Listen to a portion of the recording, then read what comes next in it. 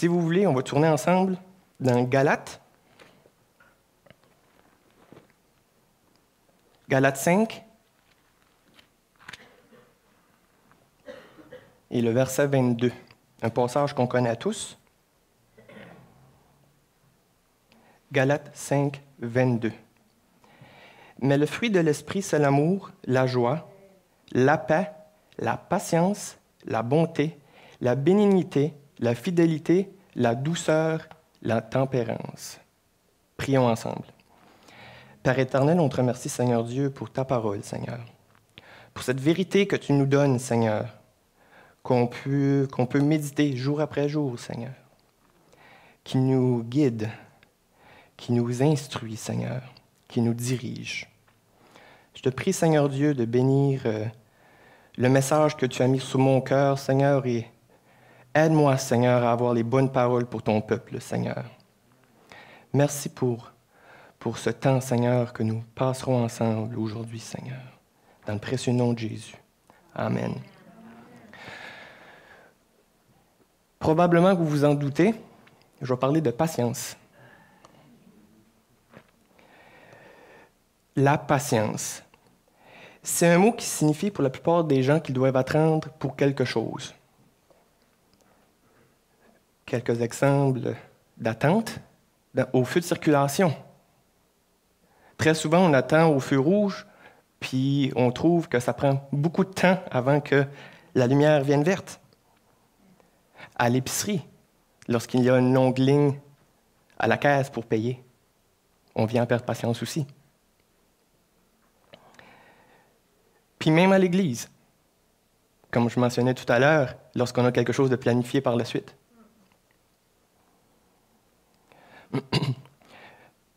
Une statistique que je vais vous partager qui démontre que l'impatience coûte de l'argent.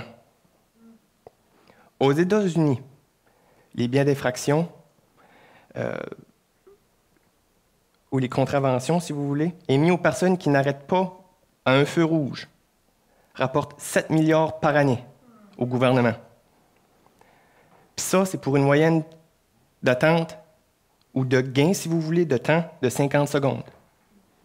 Donc, parce que les personnes ne veulent pas attendre 50 secondes de plus, ils donnent 7 milliards par année au gouvernement. Il y a même une église en Floride qui dit avoir une réunion qui dure 22 minutes. Ils promettent qu'après 22 minutes, vous serez sortis de l'église.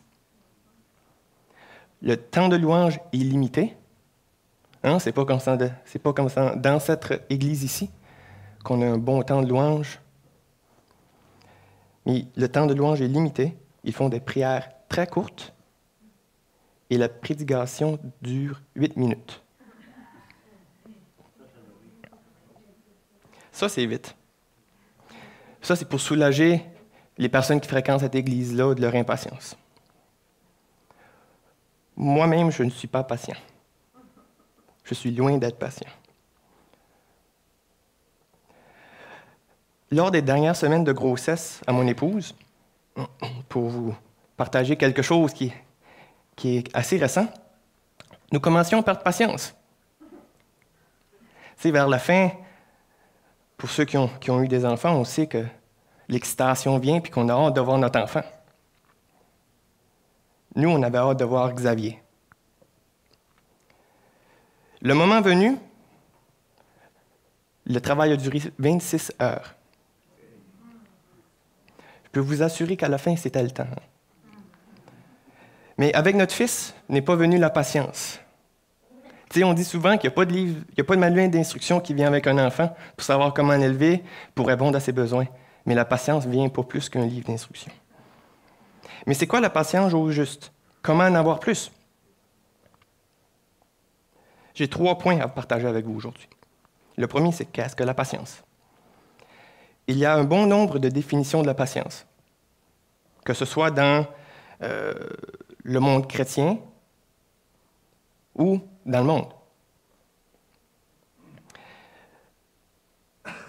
La patience est d'accepter une situation difficile sans demander à Dieu une date pour la résolution de cette demande. On demande quelque chose à Dieu, mais on ne lui demande pas quand qu'on va l'avoir. La patience est une tranquillité intérieure qui vient de la connaissance que Dieu est en contrôle. Sachant que Dieu est en contrôle de tout, on apprend à devenir patient. Parce qu'en dedans de nous, on sait que les choses vont être réalisées en son temps. J'ai aussi été voir dans un dictionnaire, le dictionnaire Antidote. La définition que ça nous donne est ceci. Qualité de quelqu'un qui supporte avec constance et résignation le désagrément, le malheur. Qualité de quelqu'un qui peut attendre longtemps en gardant son calme.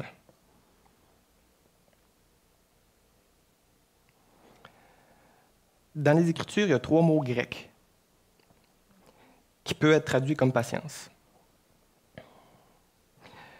Je ne sais pas si je les prononce correctement, mais le premier, c'est aneko. Ça vient de élever et soutenir. On va tourner ensemble d'Éphésiens 4.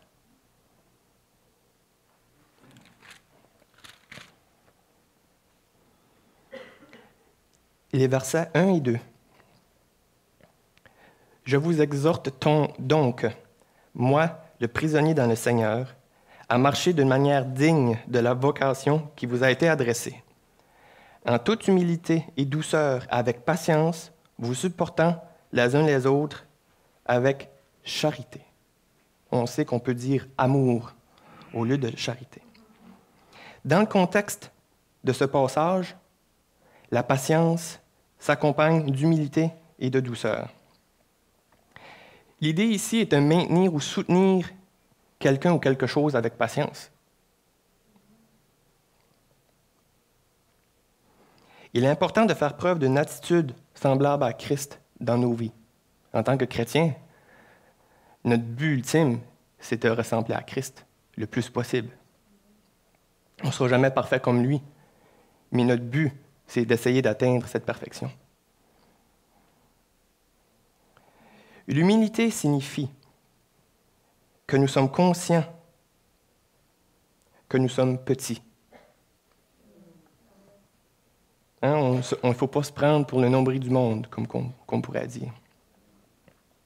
Il faut être capable d'estimer les autres étant meilleurs que nous. Tu sais, je suis ici devant vous ce matin pour vous apporter un message de notre Dieu, mais il y a des prédicateurs bien meilleurs que moi. Je ne fais pas ça pour mon propre désir. J'ai souvent dit ça. Je fais ça parce que Dieu me demande de vous apporter un message, et non parce que moi, je veux absolument venir ici.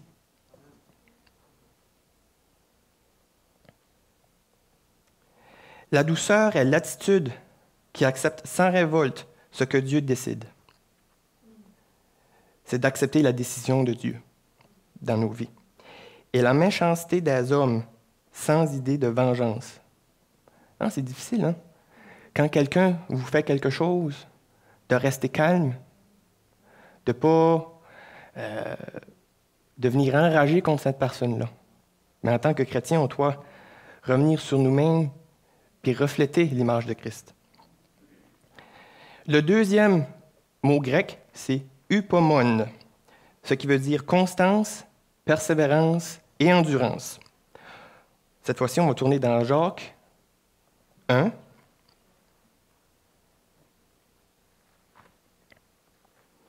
Et le verset 3 et 4.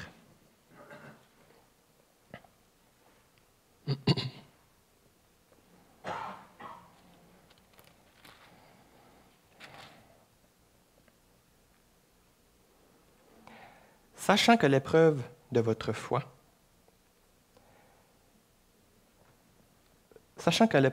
foi, produit la patience, mais il faut que la patience accomplisse parfaitement son œuvre, afin que vous soyez parfaits et accomplis sans faillir en rien. Les épreuves aident à créer la patience. C'est en vivant différentes épreuves que ça va nous permettre d'être patients. La patience permet de supporter ou de combattre efficacement les épreuves ou les combats que nous avons dans la vie. Vous voyez, c'est un peu comme une roue. Les épreuves nous permettent de combattre, d'être patient plutôt, Mais les épreuves... Attendez, je me mêle dans mes...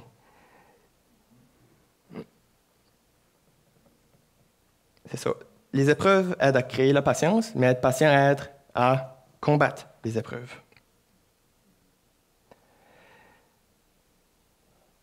Puis ces épreuves-là nous permettent d'apprendre de se sortir des choses sans abandonner quand on fait face à une défaite. La patience nous permet de passer à travers des journées ou des temps difficiles. Parfois, lorsque surgissent des problèmes, on devient désespéré et on déploie des efforts surhumains pour mettre fin à ces épreuves-là. Mais bien souvent, on le fait par nous-mêmes et non avec l'aide de notre Dieu.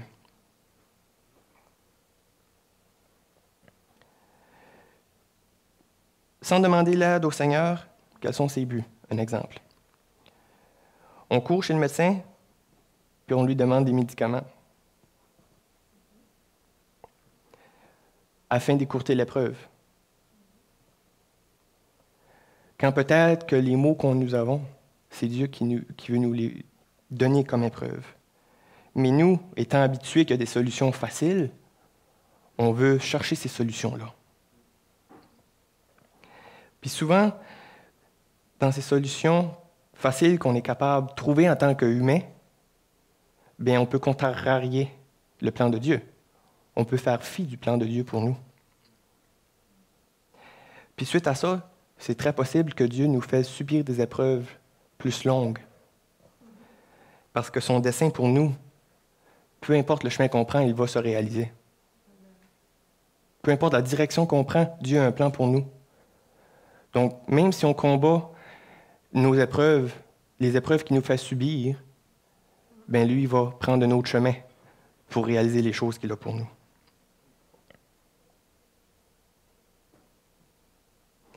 On ne doit pas chercher à écouter les épreuves et le développement de l'endurance dans nos vies. C'est en coopérant avec Dieu que nous deviendrons des chrétiens matures et solides, ne manquant aucune grâce de l'Esprit. Une petite chose que j'ai demandé au Seigneur un jour, c'est qu'il me donne la patience.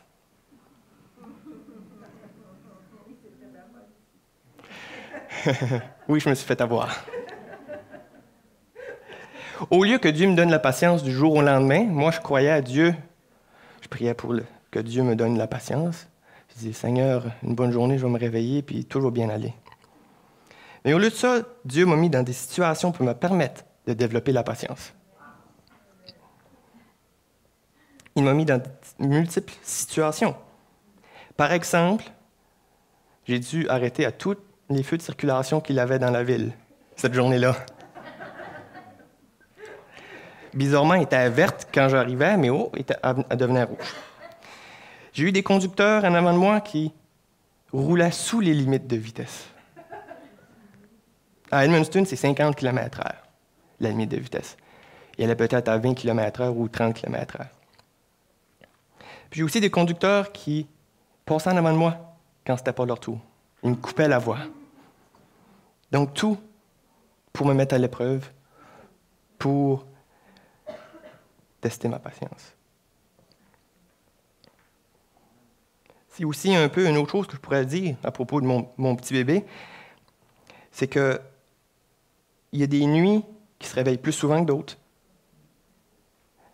Mais quand ça fait 4 ou 5 fois qu'il se réveille la nuit, on commence à perdre patience. Mais c'est toutes les situations qui nous permettent d'être à l'épreuve puis de développer notre patience. Le troisième mot grec, c'est makrothumie. Si vous voulez bien, on va tourner dans Jacques 1, 19.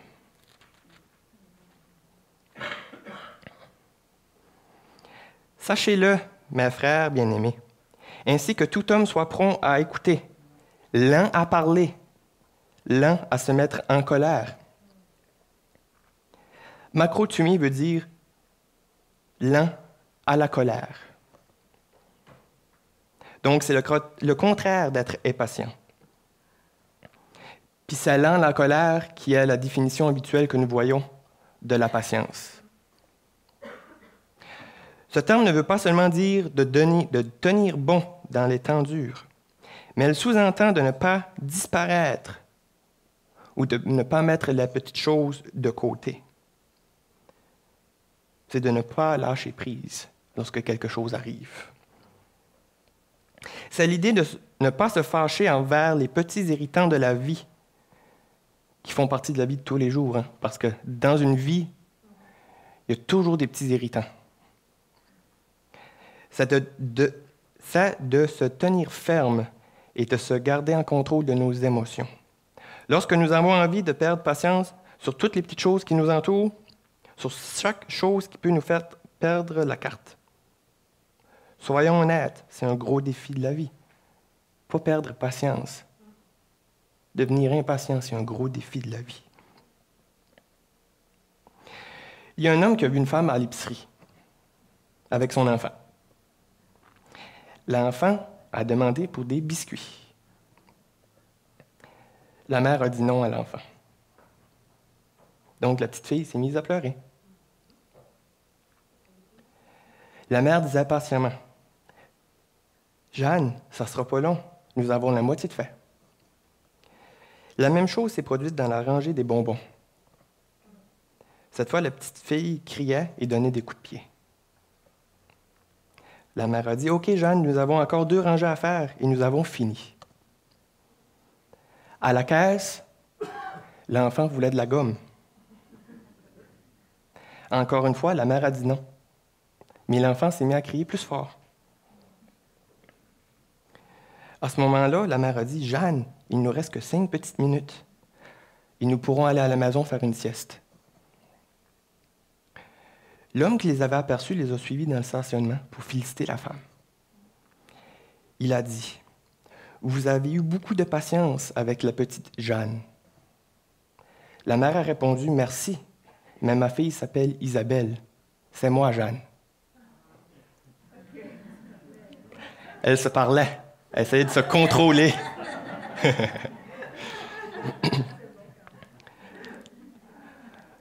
Deuxième point, d'où vient la patience? La parole de Dieu est très claire lorsqu'il est question du fruit de l'Esprit. Sa caractéristique provient du Saint-Esprit et non de notre propre vouloir.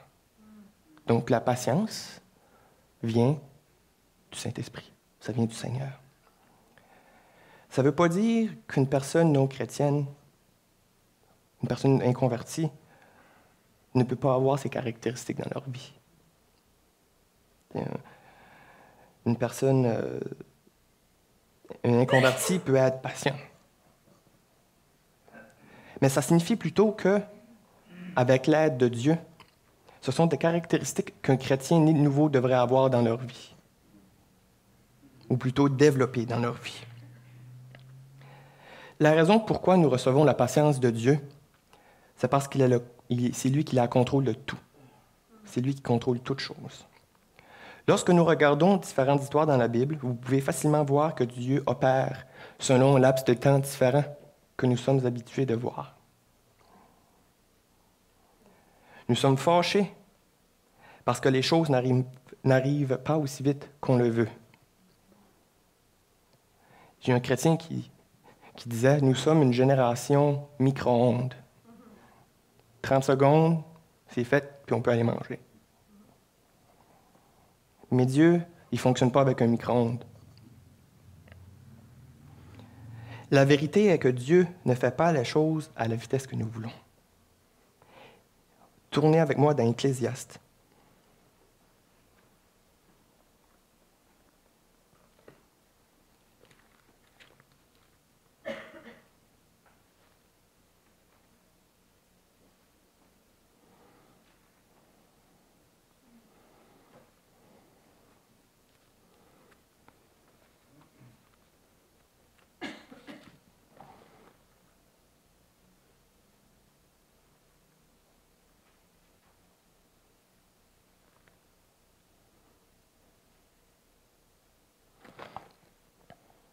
Le passage 3, verset 11. Ecclésiaste 3, 11.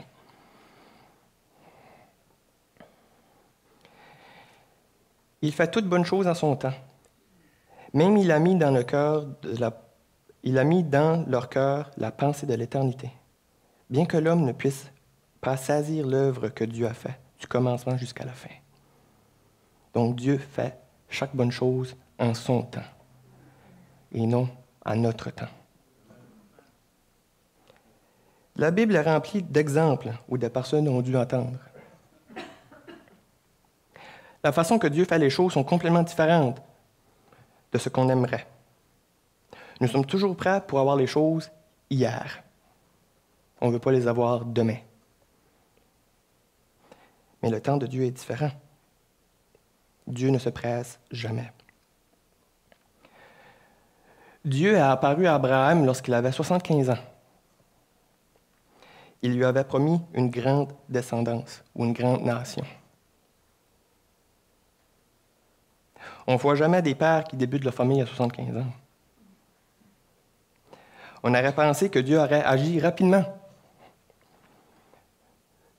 Mais on connaît l'histoire.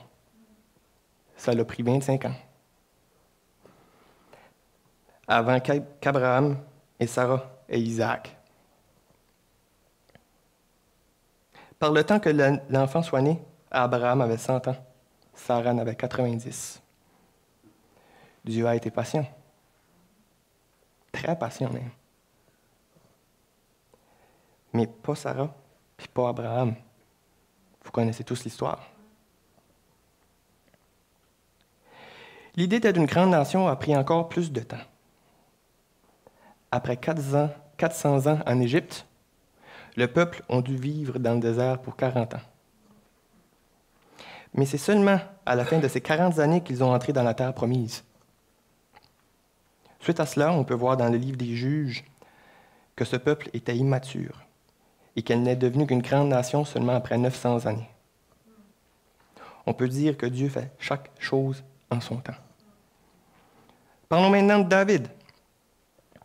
Dieu a oint le jeune homme pour être le deuxième roi d'Israël. David n'avait pas demandé ce travail. Il était berger. C'était le dernier choisi par son père. Mais on peut qu'imaginer les sentiments que David a eus quand il a été oint par le Seigneur. Encore là, le temps de l'Éternel était différent. Saül a été hostile envers David plusieurs années avant qu'il soit nommé roi. David a été patient, mais Dieu l'a été encore plus. On pourrait parler de notre Seigneur, Jésus. Il a vécu 33 ans sur la terre. Si ça aurait été de moi, j'aurais commencé mon ministère dès que j'aurais mis les pieds sur la terre. Mais Dieu a attendu 30 ans. Mais chaque seconde, chaque minute de ces 3 années de ministère sur la terre ont compté. La preuve, on est tous ici aujourd'hui. La plupart de nous trouvent difficile d'attendre pour 1 heure. Mais Dieu travaille à sa propre vitesse, non la nôtre. On doit apprendre à faire confiance à Dieu et à mettre notre vie entièrement entre ses mains, en sachant qu'il est en contrôle de tout. On ne peut pas devenir impatient, car il fait chaque bonne chose en son temps. 3e point, comment la patience fonctionne. Jusqu'à maintenant, je vous ai parlé pourquoi la patience existe, c'est quoi, mais comment tout cela fonctionne. Moi, je crois que la patience, c'est plus qu'un défi dans notre culture actuelle. C'est à cause de la façon que nous considérons le temps. Nous vivons à la minute près. Il y a bien des endroits dans le monde que le temps n'est pas un problème. Que le fait d'être à l'avance ou en retard, ça ne change rien dans la vie des personnes. Moi, je sais que quand je suis en retard pour un rendez-vous, je stresse. J'aime pas ça. Un exemple que j'ai là-dessus, un exemple plutôt concret. Moi, je travaille à l'université à Edmundston. Puis on a beaucoup d'étudiants internationaux qui viennent d'autres pays. Puis on voit que leur culture est différente. Eux, ils n'accordent pas plutôt la même importance que nous sur le fait d'être à temps. Mais ils doivent s'ajuster. Ils doivent changer leur habitude pour arriver à temps leurs cours. Parce que ça arrive qu'ils dérangent les cours pour arriver dans leur classe. Donc, ils doivent s'adapter à notre culture. Combien de fois regardez-vous l'heure à chaque jour? On a tous des montres. Moi, aujourd'hui, je n'en ai pas. Mais on a tous des montres. La majorité d'entre nous. On a tous au moins une horloge à la maison. Dans mon bureau au travail, j'ai une horloge. Juste en face de mon bureau. Je me lève la tête, je la vois. Le plus drôle là-dedans, c'est que mon bureau a été réaménagé, ça fait 2 semaines. C'est moi qui ai mis la vis pour accrocher l'horloge. Y avez-vous pensé mettre une horloge en avant de soi pour la regarder régulièrement pour savoir quand 16 heures arrivent? Être impatient de terminer sa journée. Dans notre désir d'accomplir le plus de choses possible, plusieurs d'entre nous vont faire des listes. Une liste de choses à faire. On fait des listes pour essayer de déterminer le temps que nous avons pour accomplir ces choses. C'est pas mal faire une liste. C'est même très bien. C'est bien gérer son temps. Mais ça peut interférer avec d'autres choses. Il y a des choses très importantes qu'on n'omet pas sur ces listes-là. Qu'il faudrait peut-être penser à mettre. Par exemple, comment être un meilleur mari ou une meilleure épouse? Comment être une meilleure père ou une meilleure mère? Ou comment être un meilleur chrétien? Notre désir d'être un chrétien plus mature n'a pas quelque chose qui peut être mis sur cette liste, parce que ça prend plus que 5 minutes de notre temps. Même chose, comment être un meilleur père, comment être une meilleure mère. Ça prend plus que 5 minutes. Tu ne mets pas ça sur une liste. C'est quelque chose qui doit durer toute notre vie. Qu'est-ce qui est dangereux de faire une liste? C'est qu'on peut devenir fatigué de suivre notre liste, puis ne jamais arriver au dernier item de notre liste. Puis là, on devient impatient. Une femme de pasteur a déjà dit ceci.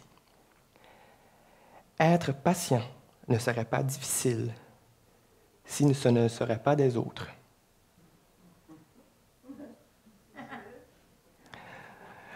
Pour résumer tout cela, la patience veut dire de donner aux autres la même place que nous aimerions avoir. Aimerions-nous que quelqu'un perde patience envers nous? Bien, pourquoi qu'on perdrait patience envers quelqu'un? Cela signifie de s'accrocher lorsque nous voulons s'enrager contre quelque chose. Ça signifie de permettre à Dieu de nous aider à être patients envers les autres, envers toutes les situations de la vie. Ça, c'est tout comme nous voulons que les autres le soient envers nous. Un garçon de 4 ans est avec sa mère pour un long voyage. Il demande la même question à chaque quelques kilomètres. Quand allons-nous être arrivés? Finalement, sa mère, ayant perdu patience, lui dit, « Il nous reste 100 kilomètres à faire. Maintenant, pose-moi plus de questions. » Le petit garde le silence pour un bout et timidement, il lui pose une dernière question. « Est-ce que je vais encore avoir 4 ans lorsque nous serons arrivés? »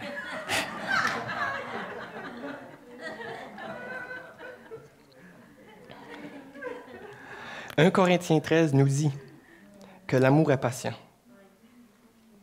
Et Jésus nous a donné comme commandement de s'aimer les uns les autres.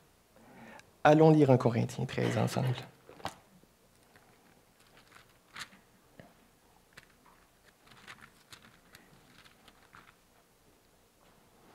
On va lire le verset 4. 1 Corinthiens 13, 4. La charité ou l'amour est patiente. Elle est pleine de bonté. La charité n'est point envieuse. La charité ne se vante point. Elle ne s'enfle point d'orgueil. C'est le premier bout de ce verset-là que j'aimerais arrêter dessus. L'amour est patient. Allons à cette heure dans Jean 13, 34.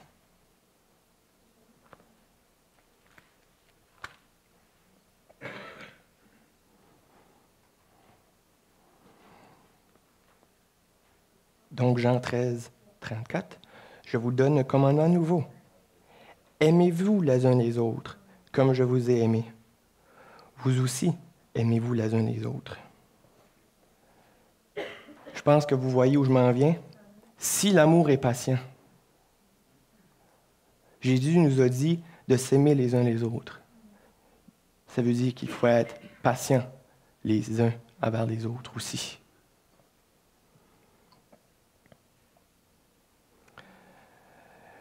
Nous avons beaucoup d'opportunités dans la culture actuelle pour démontrer notre patience. Nous y arriverons avec l'aide de Dieu. On ne peut pas y arriver seul. La prochaine fois que quelqu'un vous coupe sur l'autoroute ou dans la rue, au lieu de vous fâcher, pensez que ça peut être un accident ou un simple manque d'attention. Lorsque vous perdez patience contre un enfant,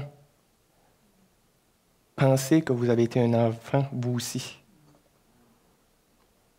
Un enfant, je ne dis pas qu'un enfant ne doit pas être écouté, mais un enfant reste un enfant. Mon petit, quand il pleure, c'est qu'il a besoin de quelque chose. Pourquoi je perdrais patience envers lui?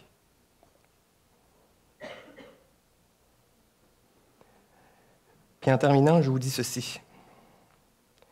On doit se souvenir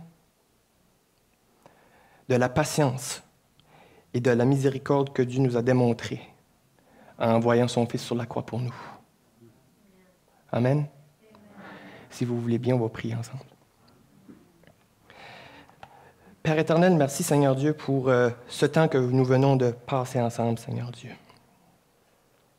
Merci pour cette parole que tu nous as donnée sur la patience, Seigneur. Aide-nous, Seigneur, à comprendre ce qu'est la patience, Seigneur. Aide-nous, Seigneur Dieu, à la développer et ainsi devenir des chrétiens plus matures, des chrétiens à l'image de ton Fils, Seigneur Dieu.